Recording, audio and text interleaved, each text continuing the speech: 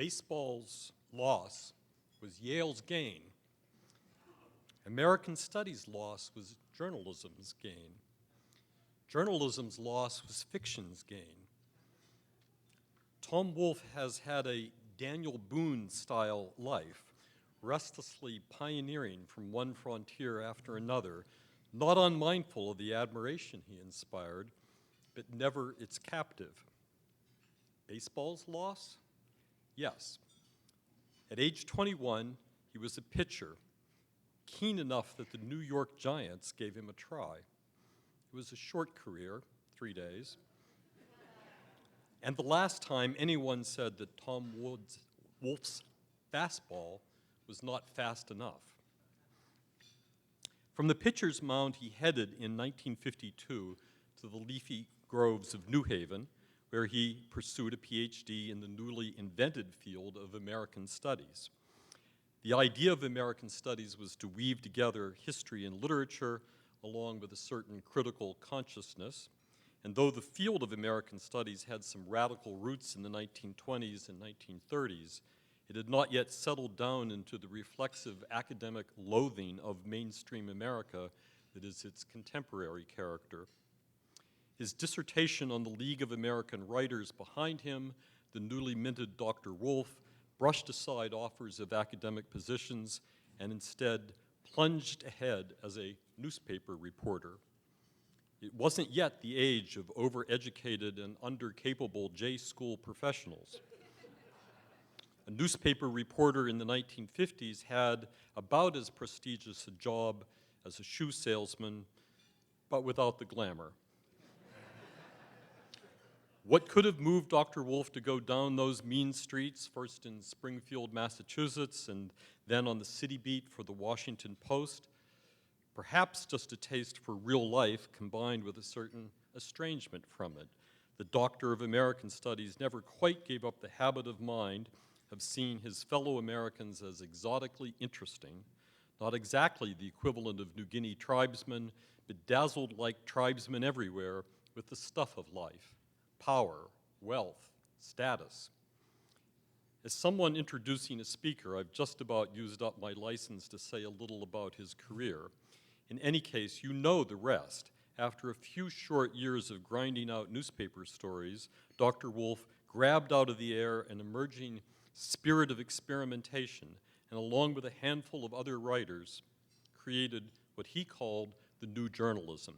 His 1962 Esquire article on California hot rods, the candy-colored tangerine flake streamline baby, marked the emergence of Wolfe's new voice and a whole new literary genre. The collections of his new journalist essays remain in print and remain as witty, hilarious, tartly observed, and fresh as ever. And the masterpiece that emerged from this work, The Right Stuff, is an American classic. But Daniel Boone apparently saw the smoke from his neighbor's chimneys and decided it was once again time to move. In 1981, Wolfe set aside the nonfiction work and began working on the novel that would become The Bonfire of the Vanities. It was a big book in every sense, and one that redefined its author. Wolfe would no longer be the imaginative observer of American life in its quiddities, its humor, and its aspirations. He would henceforth be its imagination entire, giving local habitation and a name to striving, sweating, discontented multiplicity. The evident models for Wolfe's fictional panoramas are Dickens and Thackeray, but there's also something deeply American about his books, a Thomas Coles-like wish to conjure the immensity on a large canvas, a John Dos Passos ambition to encompass everything, high to low, or high and low. That was certainly part of what Dr. Wolfe accomplished in I Am Charlotte Simmons, his portrait of what passes for student culture in today's elite universities.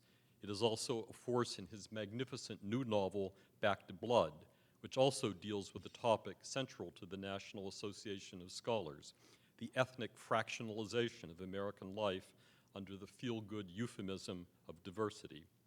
Dr. Wolfe, I must add, is joining the NAS on the celebration of its 25th birthday, but it happens, as you just learned, to be his birthday as well, his 82nd. Happy birthday, Dr. Wolfe, and welcome to our mutual celebration.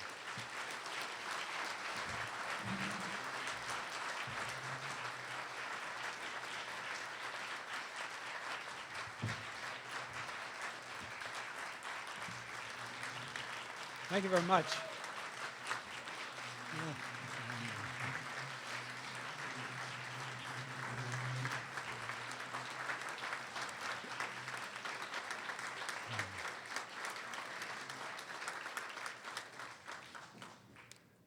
Well, you're very, very kind, and Peter, I thank you.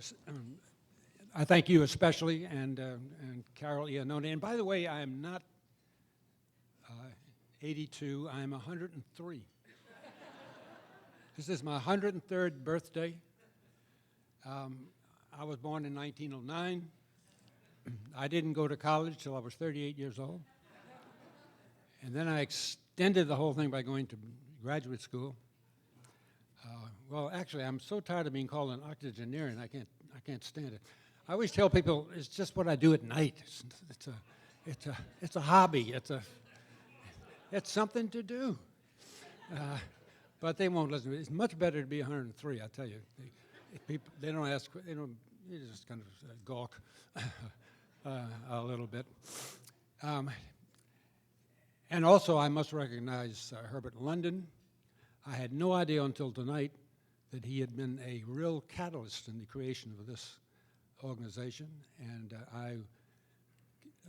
my hat's off to the National Association of Scholars. And as Peter mentioned, this is not only the 25th anniversary of this organization, but it is also the 25th anniversary of it's not a very significant anniversary. It's the 25th anniversary of an appearance I made at Harvard on their class day. I don't know if everybody knows what class days are. Yale has one also. It's the seniors meet before the commencement, a week or 2 weeks before the commencement. The seniors meet and they get an oration from somebody. And so I thought this was really quite something. Here I am at Harvard, and I could tell before I even reached the rostrum, I mean, there must have been thousands, literally thousands of people out there. And so I looked all around, and then my opinion of Harvard, and it hasn't declined, but it was as great as everybody else's. And I looked at the seniors, and there before me I saw an array of sneakers, and also finger sneakers. I don't know if you know those. They're like gloves, but each toe has a finger.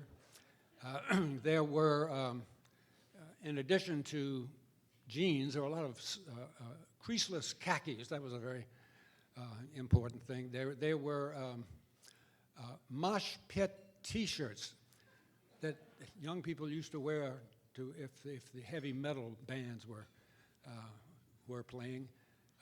The headgear was endless. There was there were baseball caps, and then there were backward baseball caps, and there were sideways baseball caps. And then there were cotton bandanas, often colorful, that would serve kind of like sweat bands. And a lot of, I may have mentioned, a lot of short pants. And only later did I realize a lot of the short pants were adults. And you can still see that today. They were adults. And this stuck in my mind. I said to myself, and this shows what a snob I am, I said, what has happened to Harvard?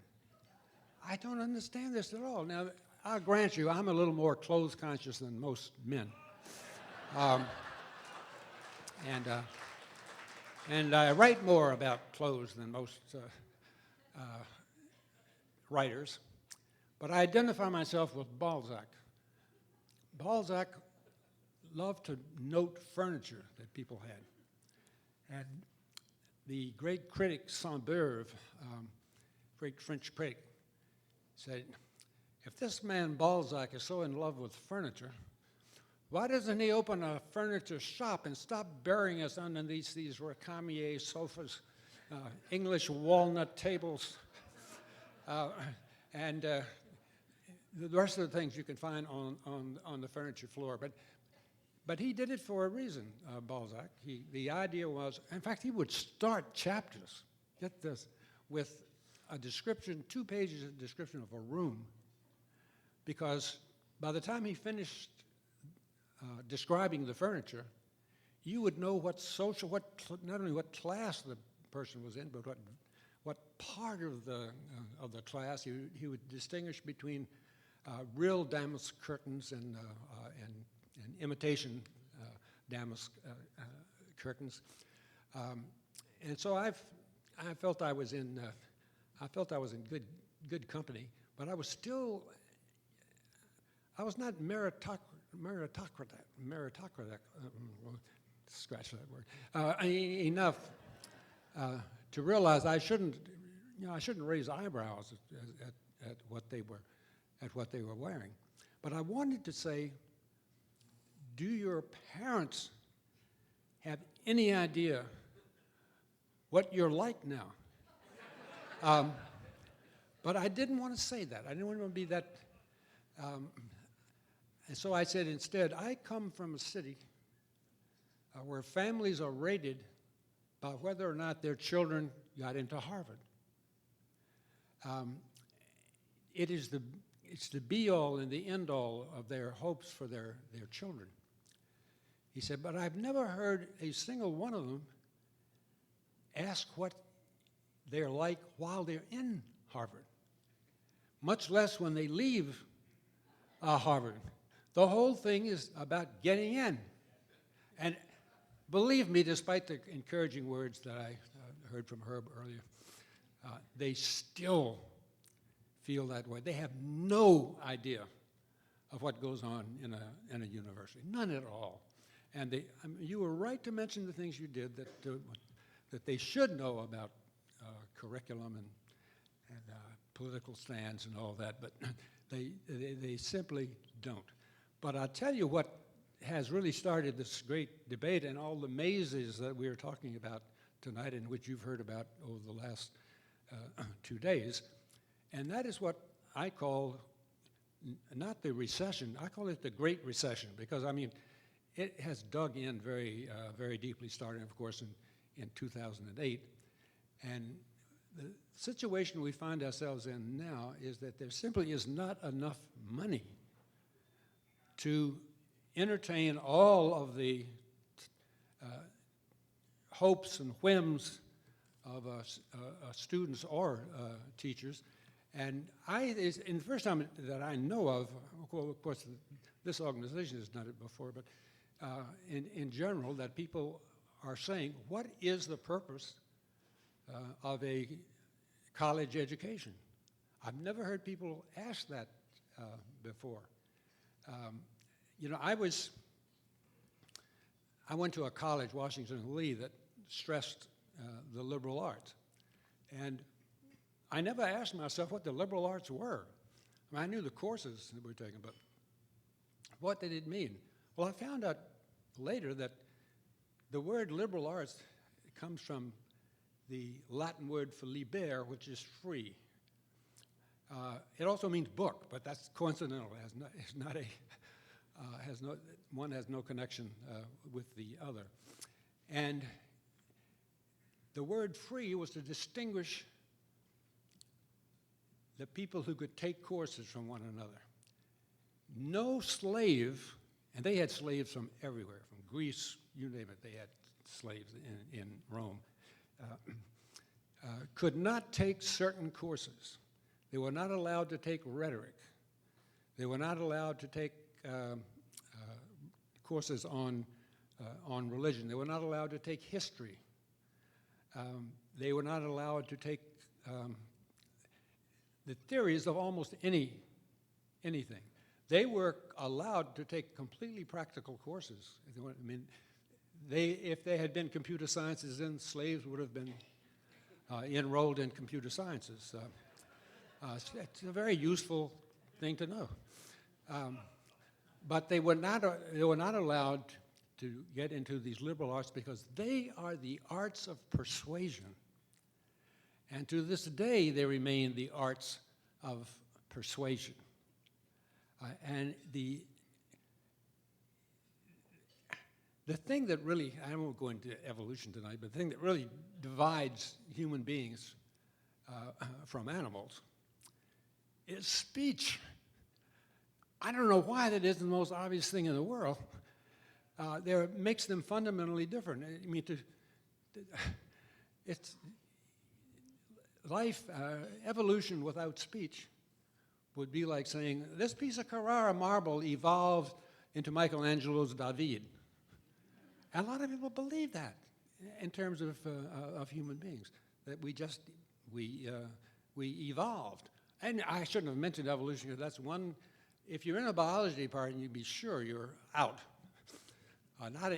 Not only if you say anything negative about evolution, and even if you publish an article about a creationist, and some of them actually are scientists like Berlinski and there's several of them, that also ranks as doubt. And Ben Stein recently did a documentary, but probably a lot of you saw, about faculty in biology departments who have been forced out because of their stand on that subject. His movie was a little bit too funny. I mean, it was so funny you feel like, oh, this can't be so bad. But that's Ben. But that is one of the that is an extremely touchy subject. But now faculties now are left with that question: what out of all the things that are out there, what decision do we come to? And remember always, the customer doesn't care. The customer is a parent. Doesn't know, doesn't care. In fact, it would be a good thing to somehow get to, I'm sure you try, I don't know all of the means you might use, is to bring the bad news to the parents. I mean, they are the customers. But it is, in a way, it's good that this thing has come up and has to be discussed now. And I've had certain recommendations, none of which has really clicked with anybody, but I mean, for example, this should be obvious. And think of university athletics. I did a book called I Am Charlotte Simmons about university life. And I spent a lot of time at a lot of big football universities, such as Stanford, University of Michigan, a little bit at Clemson, a lot at Florida State, where people come out in the spring, they'll be coming out soon, to watch a game before two squads of Florida State players in the spring, and 60,000 people will come to that stadium just to watch. But now, so you can imagine the fight to recruit great football players. It's more obvious, though, in basketball. There are basketball camps. Now, I love this. There are basketball camps to which the best high school players are invited, and from all over the country. And I had occasion when I was writing I Am Charlotte Simmons to talk to a highly ranked player who became a great professional player. And there was a rule that the coaches recruiting these athletes could not speak to them unless the athlete spoke to them first. Then they could initiate a conversation. So this fellow told me what would happen to him all the time is he would take a break to go to the men's room, and there would be 3 people on this side, 2 people on this side, all coaches, and all of them doing this same mundane thing, they go through all the motions. They never shortchanged anybody. And just hoping that the poor kid would say something, anything. It didn't matter what he said. And he said this really became kind of annoying. And as a result, these players would get to know each other. All the players began to know who are the hot prospects, because they're all, I think the AAU used to run these summer games where they would actually play one another, and coaches from all over would show up. It was to make recruiting easier. You bring all the best players into one spot. And also I found out when I was doing the I Am Charlotte Simmons that these athletes in the major, well, they're really only two major sports, and that's football and basketball. They are segregated from the rest of the population in a almost total way. They do go to the same classes. Well, they cannot go to things like calculus. They will never subject them to that. But they go to the same courses. They get up early and work out together in the weight room about 6 in the morning. Then they go to breakfast together. They will have lunch on the campus, but lunch on the campus is not anything where you really sit down and talk to people. And they always have dinner by themselves, and they live in more or less the same wing of a dormitory. So there's really no way that they're going to get captured by these random thoughts that these people have. And I've known of coaches who have forbidden athletes to take certain courses. I mentioned calculus. And so my recommendation is, well, first let me say that in college, people love sports. Why? I don't know. What I did myself, I love sports too. I was just like them. Because they don't know who's playing. They don't know the athletes from their own schools at all. And often the athletes will go around in bunches together. They're going to whatever location. And if somebody were to turn and say, "Hey, Rocky," but 7 people would turn like this because they can't move their necks without the pecs and the shoulders.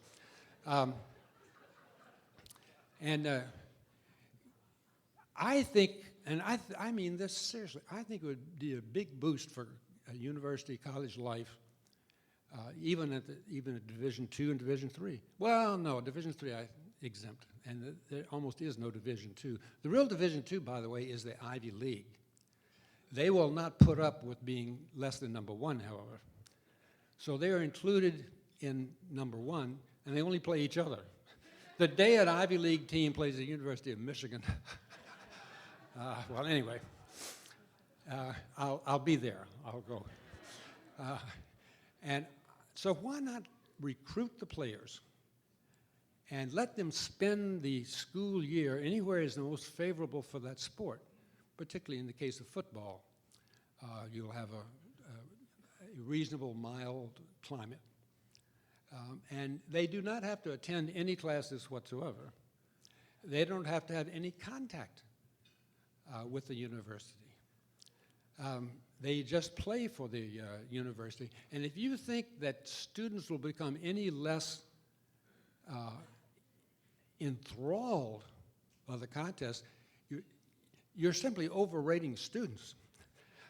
It's bad enough, in New York, how people can get completely wrapped up in the Yankees or the Nets and all these different teams, when many of the athletes will not live in New York. It's too much trouble. They live out in the suburbs, and they're driven in. And I remember once when the New York, the Rangers were hot in the National Hockey League, and the Rangers had a shot at the Montreal Canadiens in the semifinals. And so they were interviewing one of the Rangers, I think it was the captain of the team on television, and he was asked, what chance do you think you have against the Canadians? They're a very highly rated team this year. And he said, well, they are. They're really good. But I think, we are especially keyed up this year. Most of their players come from Eastern Canada. And a lot of our guys are from around Calgary and the western part of Canada. And we really have it in for those guys on the east. They act so superior. I'm asking myself, what am I hearing? What am I hearing? The Rangers, who are Western Canadian patriots. I loved it. But it doesn't seem to stop anybody. So they should play in a league, be from the best to the second best. And incidentally, they have a kind of 1A for Ivy League schools. They refuse to go beneath A. They're just not going to do it. Beneath 1, I mean. And then at the end of the season, of the 4 years, rather, you have a 4-year commitment. If you really stayed there for all 4 years and you didn't go straight to the pros into your sophomore year, you would have a chance to have a university education, no tuition. Well, it hasn't been tried yet, so I don't know how many would take us up on the university education. But that would be one. That would be a start. That would be a start.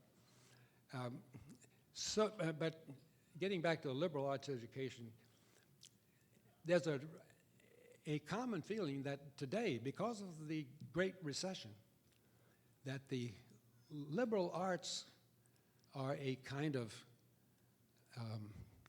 little pleasure dome that students can get into. It gives them a certain intellectual status that other students don't have. It was something that was invented, and in fact, it's true. The liberal arts were invented for those small numbers of people, particularly in England, who felt themselves part of an elite by virtue of their social station, and to get the very best in terms of the intellectual heritage. That's why Latin was stressed to such a great deal. And these are things that I think that today faculties have to think about. Very seldom is anyone confronted with the question, what are the liberal arts all about? And then, I mentioned computer sciences. I think there are a lot of parents who wonder, after this huge outlay of money, how their children are going to make a living. And believe me, to this day, it hasn't changed much. Most people leave college with no idea what they're going to do. I mean, the ones who are really dedicated to a certain profession are pretty rare. And the presumption has always been that there are all these jobs out there, and you can just walk in. So today, as I don't have to tell you, many people who have their doctorates are not able to find an opening. And particularly if they have pursued something like gender studies. It's a tough road. Who is going to ask you to study gender after you leave college? But they only discover that a little bit too late. I mean, you can major in that if you really want to. My daughter was at Duke, and she took a course called I should get the exact wording. Something like female literati. I'm sure they didn't use literati. Of the 17th century. And of course, there were none. And so the whole course was an exercise in why there should have been. And every now and then some woman would be quoted on something, but they also didn't give them any quotes. I mean, nobody took the quotes, took the quotes down. So that, I mean, that is really is it's a very tough way to pursue a profession. But it leads you right back to the question, is college for the purpose of steering people in a certain direction? Perhaps it is. If so, I think some version of what Charles Murray has suggested in his most recent book, it's next to that, A Real Education. And he wants there to be somehow a different degree from the bachelor's degree that will certify the student as a practical hire. You hire the student and he'll do something for you. But I think he knows in his heart that's not going to work, because there's still going to be these bachelor's degrees, and he'll be spotted right away. Incidentally, the first person that I know of to bring this subject up in a big way was Talcott Parsons, a sociologist from the mid-20th century, and then Vance Packard. Vance Packard did a very valuable thing. He discovered the term status, which is Max Weber's term. And I wrote a book called The Status Seekers about everything from the arrangement of furniture in an executive office to the arrangement of furniture in a mid-level office. Well, you probably know all the rest, so you can certainly guess if you didn't read that. So he called it the diploma elite. And it's been true ever since. That book was published in 1958. And he had it right on it. And now we're hearing people say you have to have this bachelor's degree or you can't get a job. That's old news. It was obvious to Vance Packard. He was a journalist. Not that journalists don't know things, but so the real solution is, I think, for faculties to sit down and really come to some determination of what is going to be important and how things are going to be ranked. My solution, which is also not very practical, is to make undergraduate education 2 years instead of 4. And a good bit of that will be remedial if you've ever taught a freshman or sophomore class. You won't call it that, my God. But it'll, grammar. I know lots of young people who get out of high school and never heard of it. Have no idea what it is. And rhetoric, formal rhetoric, which is so easy. Well, having taken a formal rhetoric class when I was a sophomore in high school, it certainly seemed easy and obvious to me. In fact, we had to memorize 400 different figures of speech. I don't advise that, but antiphrasis, you all know what that is. And this would that would put them up to speed in most cases. But and that's a tough decision, though, as to what you're going to get rid of. After 2 years, in England there are only 3 years, as you know, Oxford and Cambridge, and even many of educators there feel that that's too much time. 2 seems to me just about perfect. It doesn't hold you up if you want to go on to the equivalent we call today a graduate school education. A graduate school education, in my experience, is so totally different from undergraduate education, utterly different. I remember, I went to Washington Lee, and we got to know the teachers pretty well, small college. But I remember nobody hesitated to raise a hand and say, "What do you mean by soporific? What's that supposed to mean?" Well, in graduate school, you just wait to run to the library and find out what that means, because you want to create the opposite impression. At Washington and Lee, which has a very good law school, makes the U.S. News and World Report top 25. And I love U.S. News and World Report.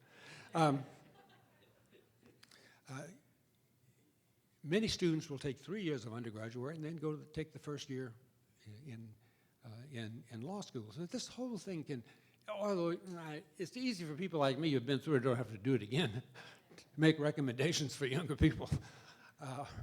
But I think that would be all to the good. And we've never known, because it doesn't happen in France, it doesn't happen in Germany, I don't think it happens in Italy. Where are campuses over there? They don't have them. We have that luxurious thing we took from the English, the campus. And it's a great setting, but it has not been determined what it's great for. And the idea of locating universities and colleges as far out of the big city as you can is somewhat on the principle that Louis XIV had created Versailles. Outside of Paris, and all these Parisian gossipers and business people and all of that really couldn't lay a hand on it. And that was the philosophy of, have you ever been to Penn State? I mean, it's a 4-day trip. By airplane. And all of the A&M, agricultural and mechanical colleges, which are in every state, are almost always put about as far away as you can get from the airport that there is. There was a theory behind it, and I'm not saying the theory was necessarily wrong, but it's another thing that has to be, it seems to me, to be rethought. And this is the time to do it. But of course, faculty members right now are very much worried about, if the changes come, who is it going to affect? And if you see all the different things in the maze that could be done to lower costs, because cost is a huge factor in all of this, I can see why anybody on a faculty would be worried.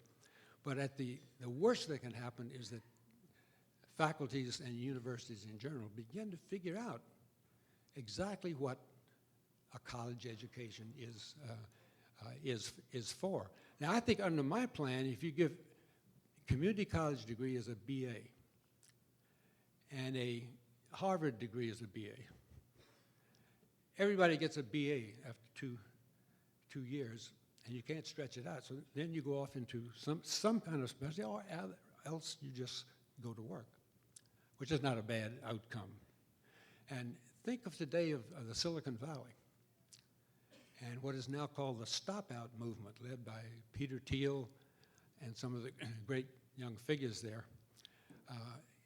They wanted, I don't think they're going to do it, they wanted to have a bus tour of the United States and stop in at universities. And instead of, somewhat like the trip that Ken Kesey made across America with his Merry Pranksters, in which the motto was actually the motto of Timothy Leary and his group was turn on, and anyway, you drop it. Tune in, yeah. Turn off, tune in, and drop out. Well, they're saying stop out. The idea is, if you're smart enough, like somebody like Zuckerman or any other figures in that industry, which is incidentally the only new industry in America, information technology. You could count medicine, but it's not really an industry. Fabulous things have been done in medicine. But it's really information technology.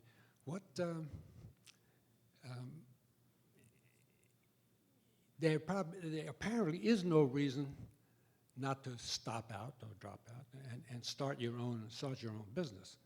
And then you have to ask yourself, but does it matter that person has been so unidirected, focuses so hard on one area that he doesn't get the benefits of a liberal or classical education. I think these are tremendous problems to work out, and this is the time it seems that it has to be done. Otherwise, we're going to have a period in which there's just going to be a huge wrangle over costs. And these, I think, it's a very difficult thing to do, is to define what exactly a college education is all about. I'm not sure how it can be done. Thank God I don't have to do it. But it will be a very serious subject as the Great Recession moves on. You know, it's not getting any better.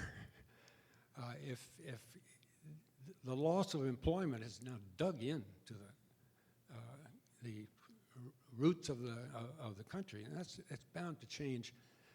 It's bound to change a lot. I think it's essential to do what you have been doing, which is to really start taking a stance and figuring out exactly what is going on in the universities. It used to be that the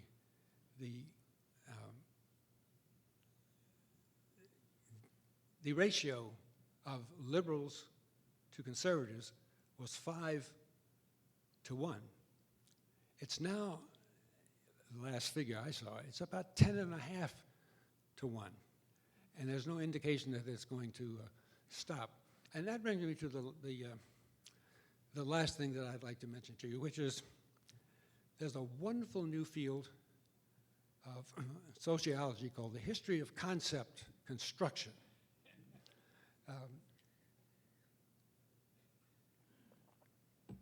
It sounds like a mouthful, but I call it the sociology of truth. It makes it simpler. But the history of concept construction. It's not enough for a genius to come up with a theory that is so brilliant that the world gets down on its knees and thanks him. Darwin couldn't do it, but he had great concept construction people, like Thomas Huxley, who saw to it that British universities were staffed with Darwinists. Brilliant, brilliant move. At just about exactly the same time, a man named Johann Mendel was a young man in Moravia, and he was such a prodigy intellectually that his parents, who were peasant farmers, knew that somehow they had to scrape together the money to send him to secondary school and to university, and they did at a huge sacrifice to themselves. And Johann Mendel, for whatever reason, began to have chronic spells of depression. And he moved into a monastery as a gardener. And they changed his first name to Gregor. Gregor Mendel, Brother Gregor, doing the garden. And while he was doing the gardening, it was the Augustinian monastery, he noticed that certain plants, and their life cycle is rapid, show the same traits happening this generation, the next generation. I mean, the effects vary, but they vary in a pattern. And he started in 1956 an experiment in sweet pea plants, the kind you eat. And he took detailed notes on what the life cycles of these plants were, By the time it was over 10 years later, he had 28,000 plants under cultivation. And he then came up, of course, with the theory of genetics. He was the creator of the theory of genetics about the same time that Darwin came up with the theory of evolution. Now, there was a great difference in the two men. Darwin had concept construction workers, all he wanted. I mean, they were, because Darwin was a gentleman, which really meant you didn't have to work.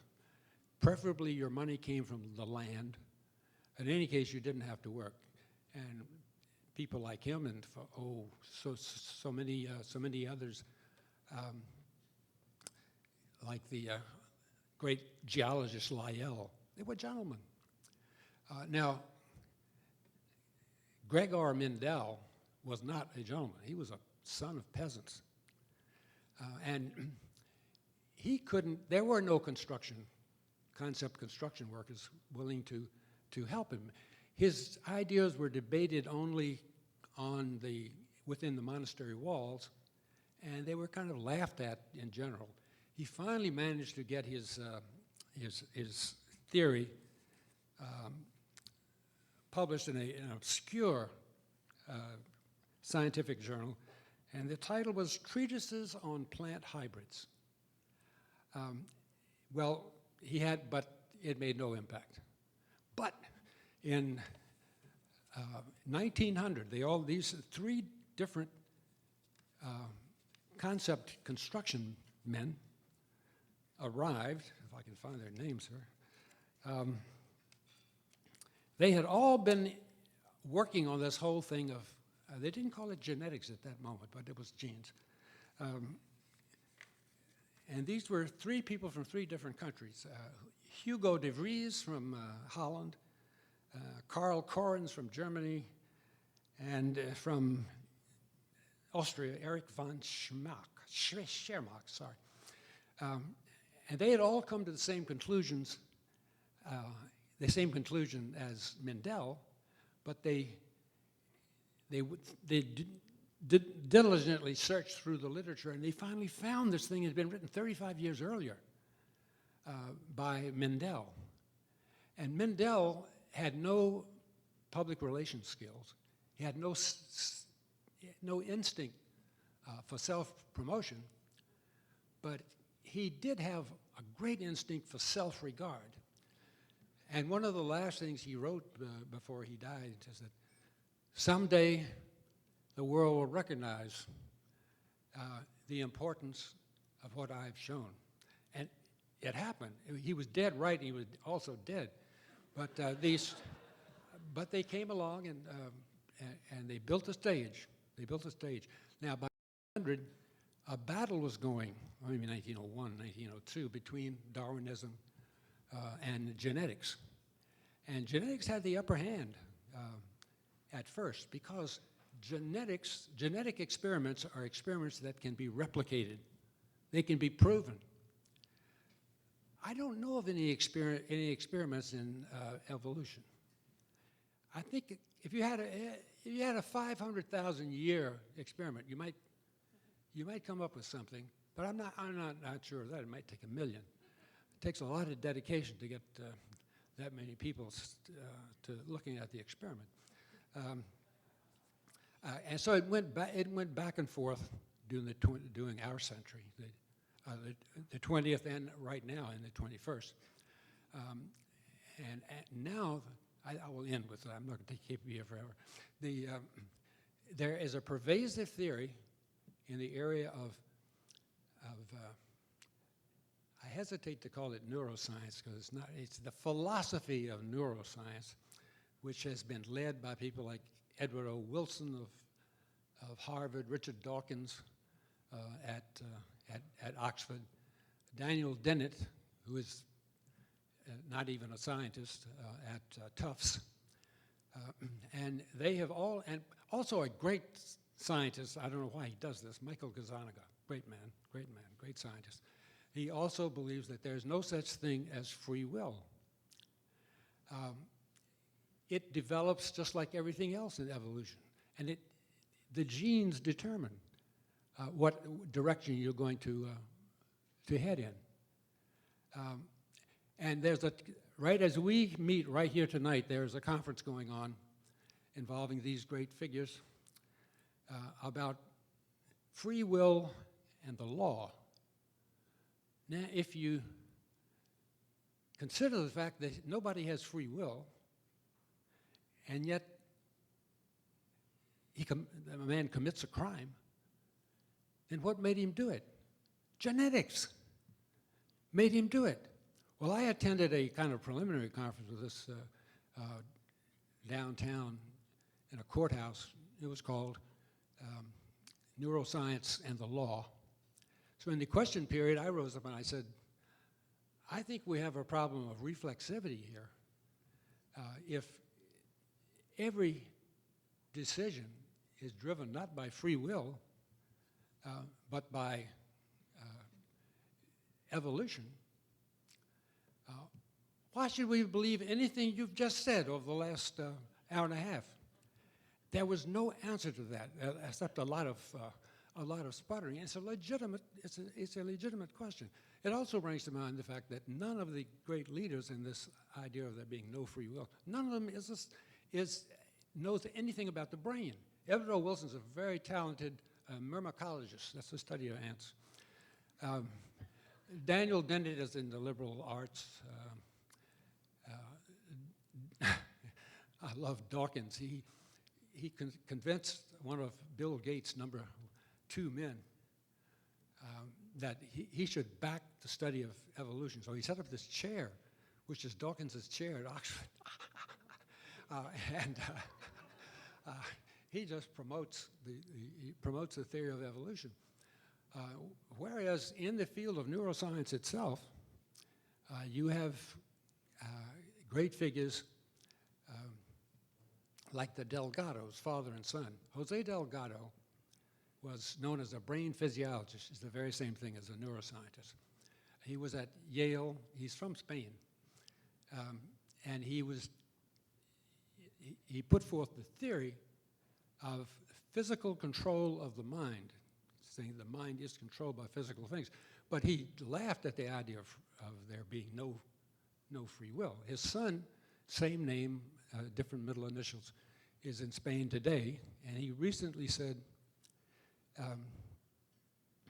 if you consider the study of the brain to be a 100-mile journey, he said, we're not 2 miles down the road, we are 2 microns.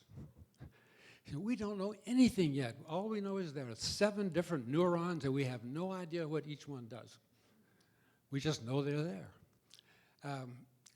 But the lack of information doesn't stop these people at all. And I am tempted to write a book called The Human Beast about this. Human Beast comes from Zola, but Zola was influenced by Darwin.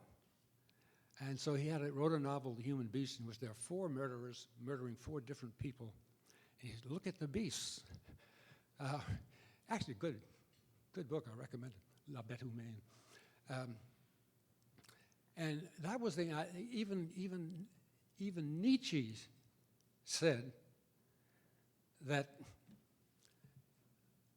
it is true, I agree, that there is no cardinal distinction between men and animals. And he says, but because of that, God is dying. In many areas, God is already dead. Because if you believe that humans have no free will and there's no cardinal distinction with them and animals, then what hope do you have for human beings? Well, all I ask of you, I have no right to it. All I ask you to do is you just please solve all those different questions, and I'll be a happy man. Thank you very much.